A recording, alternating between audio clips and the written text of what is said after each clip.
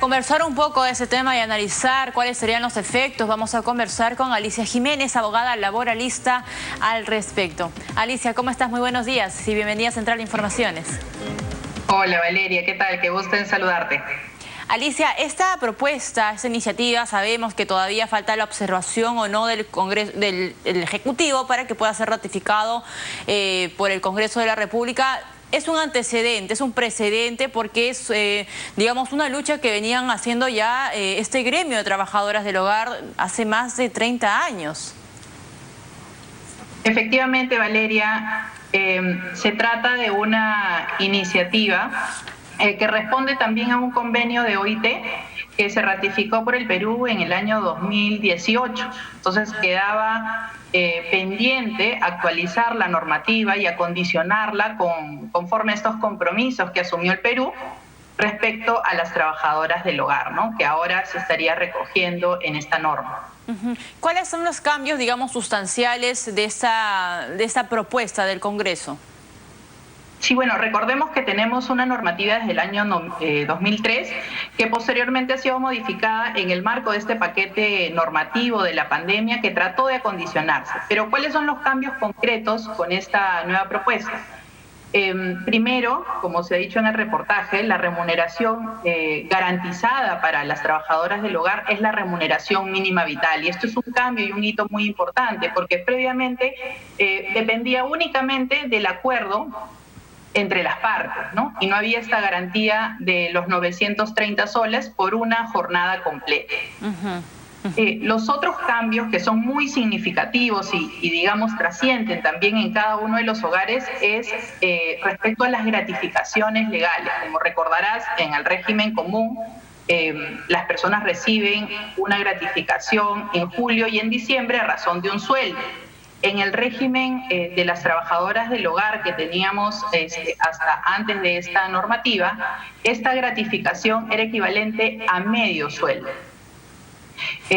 Ahora se está equiparando al régimen laboral ordinario, con lo cual esta gratificación de julio y diciembre se estaría pues estableciendo en un sueldo en julio y en diciembre.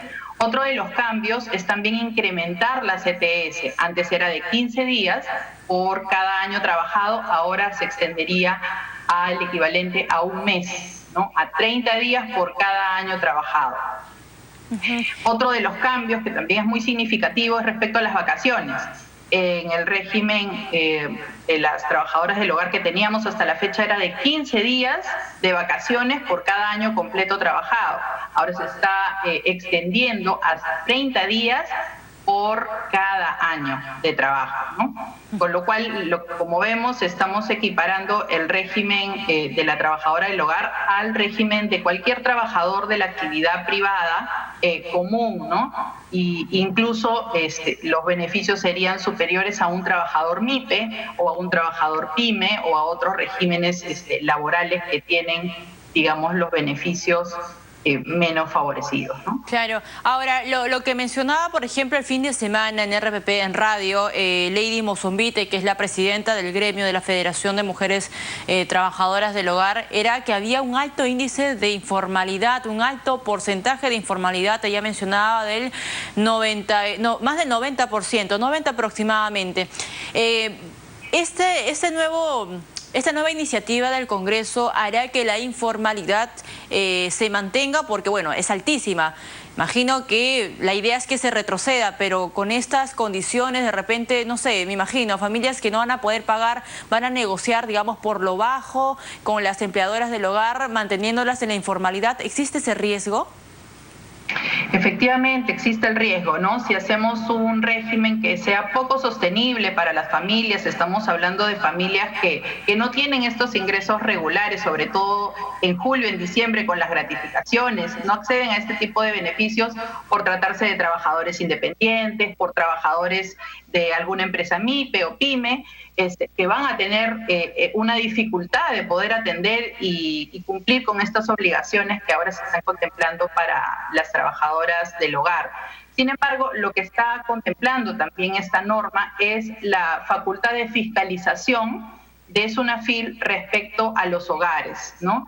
es decir, SUNAFIL tendría la posibilidad de visitar a los hogares, solicitar el permiso del dueño de casa para hacer la inspección de la denuncia que se esté haciendo por la trabajadora del hogar, y en caso de negativa se va a presumir las condiciones a favor de la trabajadora del hogar. Es decir, con esa medida se pretende combatir la informalidad que tenemos respecto a este grupo de trabajadoras, ¿no? Claro, muy importante. Una vez más, lo que habría que preguntar, no sé si va a poder ser sostenible para las familias, poder cumplir y poder atender estas obligaciones de cara a que no todos tenemos esos beneficios. Por supuesto, y ahora cuando se hablaba de una negociación con el empleador, no sé si es que en la práctica es así, porque en realidad quien tiene la sartén por el mango es el empleador, quien le va a decir las condiciones de trabajo a la trabajadora del hogar precisamente va a ser el empleador, y lamentablemente pues en una situación complicada como, bueno, a raíz de la pandemia, no sabemos si es que va a acatar las condiciones y mantenerla en la informalidad. También hay un desequilibrio, ¿no? Sí, efectivamente, hay un desequilibrio. Esta normativa es como un piso, es una base sobre la cual uno tiene que empezar a negociar hacia arriba, no se podría negociar hacia abajo. Y frente a las situaciones de informalidad o de incumplimiento, bueno, se tendrá que recurrir a la autoridad administrativa de trabajo para que haga la fiscalización correspondiente. Y eso es lo más importante, porque cuando yo escuchaba, digamos, estas opiniones sobre, bueno, esto va a hacer que la informalidad no retroceda en el gremio de trabajadoras del hogar, bueno, allí es importante la labor del Estado, ¿no? En este caso de SUNAFIL, como, digamos, el ente que va a tener los ojos muy abiertos, o deberá tener los ojos bien abiertos para recibir este tipo de denuncias, porque lo que se está ahorita haciendo, Alicia, es darle el poder a las trabajadoras del hogar de ver, ¿no?, y certificar que si no cumplen las condiciones laborales, si no le brindan las condiciones laborales mínimas a ellas, va a tener, digamos, un aliado que es el Estado para poder llamar y realizar la denuncia.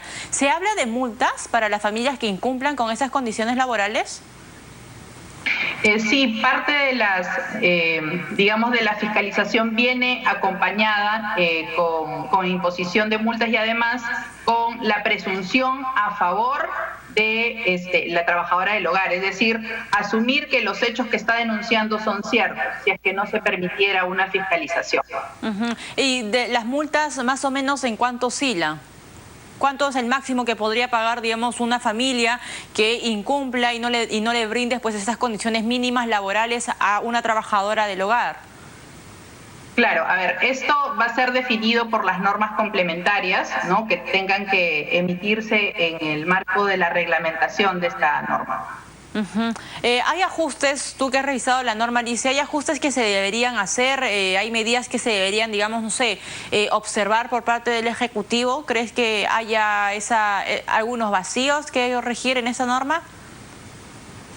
Yo, de hecho, saludo este cumplimiento en atención a las obligaciones que ya había asumido el Estado peruano con la OIT, y además es una necesidad social, es parte, digamos, de la justicia que necesitamos todos para que los trabajadores y trabajadoras del hogar presten servicio en condiciones dignas y con los beneficios que puedan hacer sostenible, ¿no?, para ellos mismos y para sus familias, la vida familiar.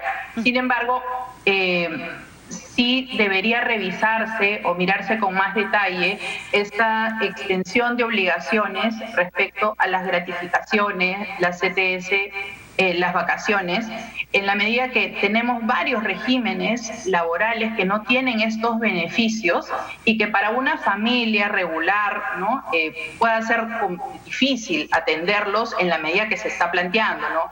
Un sueldo en julio y un sueldo en diciembre es un beneficio al que solo acceden los trabajadores de la actividad privada común. Pero si estamos hablando de los trabajadores MIPE, que tenemos un gran número de trabajadores que prestan servicios en las micro y pequeñas empresas, tenemos un buen número de trabajadores independientes que no acceden a estos beneficios, en la práctica va a ser muy complicado que una familia no pueda atender estas obligaciones. Sí, entonces, sí, Alicia, lo que, por ejemplo, hablaba con una congresista del Frente Amplio es que, está bien, de repente es imposible para una familia, pero también hay la posibilidad de poder contratar el servicio de las trabajadoras del hogar por horas, ¿no? Sería una muy buena salida. O sea, lo importante es que puedan cumplir estas normas, que, bueno, ahora, estos derechos que ahora ellas van a poder gozar.